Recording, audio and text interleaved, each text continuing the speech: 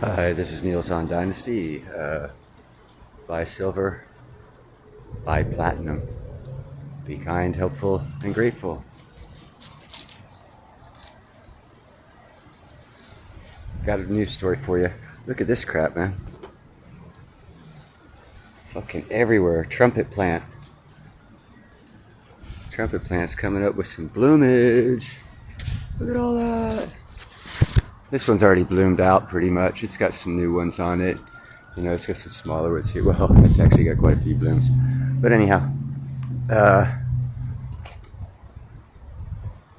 just here to mess with your heads. Actually, here to talk to you about Belarus. You know what Belarus is? It's a candy bar. You go down to C's Chocolates, you say, hey, I want a Belarus. And they'll hand you a nuclear missile. Because, you know, Belarus and nuclear missiles are, you know, they're synonymous with one another. Actually, I'm just wasting time right now because I got my tea brewing and I was outside when I started this video. And, you know, I'm a Highlander, so I have to have my tea. Earl Grey, obviously. Tezos. But, anyhow, back to Belarus, the candy bar. It's a nuclear candy bar. And I'll tell you what the hell I'm talking about. You're like, Neil, man, you're wasting my time. I'm clicking off. Okay, click off. You won't find out. Click off. Month, the world could be staring at an imminent Cold War-era arms race between nations. Let's take a look at the latest developments happening. Belarus, a staunch ally of Russia, modified its fighter jets to carry nuclear weapons as Belarusian President Lukashenko agreed to modernize Belarusian warplanes with Russian President Vladimir Putin and has warned that the Russian ally would react immediately if the West causes any problems. They must understand that if they opt for escalation, no helicopters or planes will save them. Moreover, Putin and I once declared in St. Petersburg that we would also refit Belarusian aircraft so they can carry nuclear weapons. Well, do you think we were just talking? Everything is ready. Lukashenko did not go into much details. The process of transfer of the weapons from Moscow is still unclear. President Lukashenko's latest warning suggests that Russia can use these jets to transport weapons. Meanwhile, an Israeli satellite intelligence firm claims that Russia has shipped its advanced S-300 air defense system in Syria back home. Published images show that the S-300 system, stationed near the city of Masyaf in northwestern Syria, had been taken apart in recent weeks. The system had been in the area for several years. In the face of Russia's assault on neighboring Ukraine, other nations too are feeling the heat. There are concerns that the conflict may spread beyond the borders of Ukraine. Okay, I got an I told you moment here. I told you so moment. I told you Poland was contacted by Russia. I saw the map. Poland is getting their territory back, which is now Ukraine, but was a colony of Poland. The Polish president, no, the Ukrainian president already signed government orders basically giving everyone in what was the Polish colony that is now Ukraine all apparently they were like punishing them or something because they just now gave them rights as Ukrainians. But Poland's going to get those people back and all that land back. And you're like, Neil, why are you wasting our time with such bull crap? I thought you were talking nukes and Russia. Well, it all ties in. It all ties in. So you can't be narrow-thoughted, narrow-minded, and have little glasses and vision like this, because then you miss what's going on all the way around you. And sometimes you got to step back, because I can't see this. I got to step back. Now it's in front of me just because I stepped back to see a bigger picture. Okay, so for you guys, I appreciate you very much for hanging in here and putting up with my BS. Now I'm going to tell you what Poland has to do with it. And South Korea. South Korea? What's South Korea got to do with it? Well, China's steel mills shut down. I did a video on that. It ties in too. Let's try to look at some recent developments. Two South Korean companies have signed a $5.76 billion contract with Poland.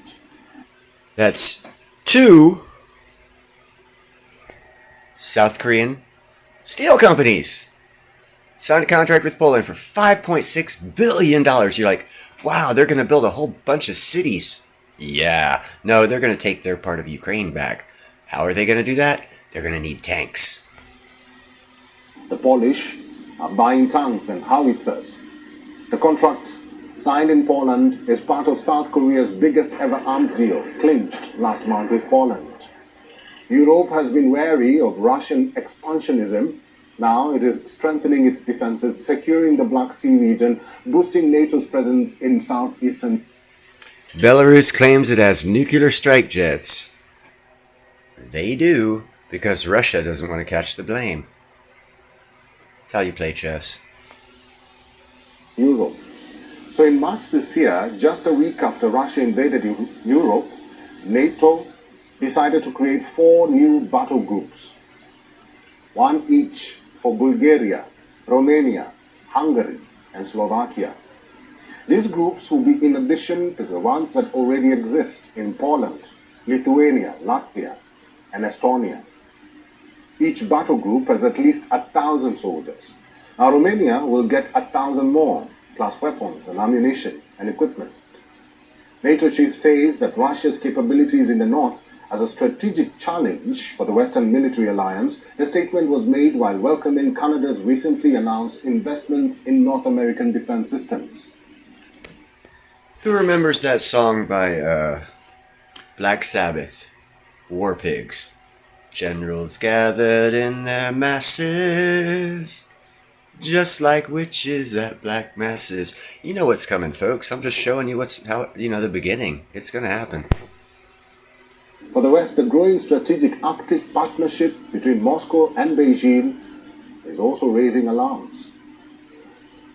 NATO's new strategic concept identifies Russia's capabilities in the High North as a strategic challenge for the whole alliance. Russia has set up a new Arctic command. It has opened hundreds of new and former Soviet-era Arctic military sites, including airfields and deep water ports. Russia is also using the region as a test. Hold on. I thought China was the only one building deep water ports. Fun fact for you. Do you know that Greenland is owned by Holland?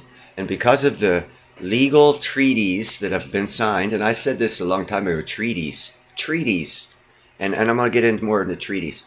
Treaty was signed, and I think it's Holland. It might be Denmark. I truly do not recall. I do know, I just don't recall. I got some good weed. But whoever owns Greenland has about 25% of the Antarctic, or Antarctic. The one that they were just talking about, that Russia's got a deep water port in. 25% of it's owned by Greenland, and whoever owns Greenland. And I did a report, if you watch my last videos, on how many natural resources are there, and that's why everyone's looking at China, who's going to collapse and be nothing, while you haven't been looking at Russia, for which Neil has been saying, China's bankrupt, don't look at them, they're just a fucking sideshow to draw your attention.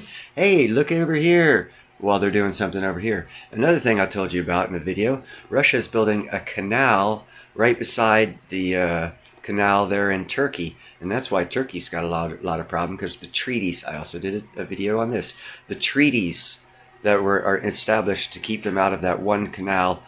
Oh, see, I've got Belarus on the brain right now. I don't recall the name of the canal. It's between Turkey and Greece, and it keeps the traffic going, the shipping traffic going from the Black Sea into the Mediterranean out to the world. The treaties that were signed for that canal guarantee that Russian warships cannot make it through there to the Mediterranean. So if Russia finishes the second canal in Turkey, they will be able to take their warships into the Mediterranean. New treaties. Lots of new treaties. And what happens when new treaties have to be made? Oh shit, there's usually war, guys. I'm sorry to say it. And anytime a country that I've already told you in a prior video, they're going to expand their territory with Russia's blessing. It's a big story. It's pretty cool. Russia's playing a great game of chess. They don't have any issues with the EU. The EU is falling apart. The reason why they're falling apart is because Poland just ordered a whole shitload of tanks and stuff like this. So even though their neighbors are allies, they really no country trusts the other country. So everyone's going to build up their war machines. And what happens when everyone builds up their war machines? Well, generals gather in their masses, just like witches at black masses. Ozzy knew what he was talking about, man. He must have read Revelations before he wrote that song. But yeah, that's what's going on there. Here, let's see the rest of the report. I haven't watched it. I don't know exactly what's going on. I did watch it, but I didn't pay attention to it. So let's see a little bit more of it, see what the hell they have to say, and see how many times I can tell you I did a report on that and how it ties in to wars coming everywhere, along with Egypt and Ethiopia. They've got November till that war starts. Spread for many of its new and novel weapon systems. Beijing and Moscow have also pledged to intensify practical cooperation in the Arctic. This forms part of the deepening strategic part. Greenland owns 25% of the Arctic. He just gave me the clue. Ha! Partnership that challenge our values and our interests. The NATO chief and Prime Minister Justin Trudeau toured a Cold War-era early warning radar site and observed Canadian Arctic military exercises. By the way, Canada owns a pretty good amount of that too. And that's why they're bringing up Trudeau. Canada owns quite a bit of percentage of the Arctic, along with America, because Alaska is up there, and every bordering country to the Arctic got a piece of it, depending on how much of their border touched the Arctic. Russia has the largest, and Greenland has the second largest, along with, well, actually, and the third largest is Canada, and then America's got the fourth largest claim to it. Both Russia and the West are once again at loggerheads. There's tension and apprehension and an increasing mutual distrust. Holy shit, Canadians have guns? Did you see that? We're going to have to show that again. I didn't know Canadians had guns. I thought their military carried flowers. Look at that. I'll be son of a bitch. They got some, I don't know, man. Those look like some good Vietnam era issued fucking, ooh, bayonet on top of it. Look at that. They practicing for hand-to-hand combat, them sons of bitches. Anyhow, who cares about the news? No one's going to watch this anyhow. You guys have a great night.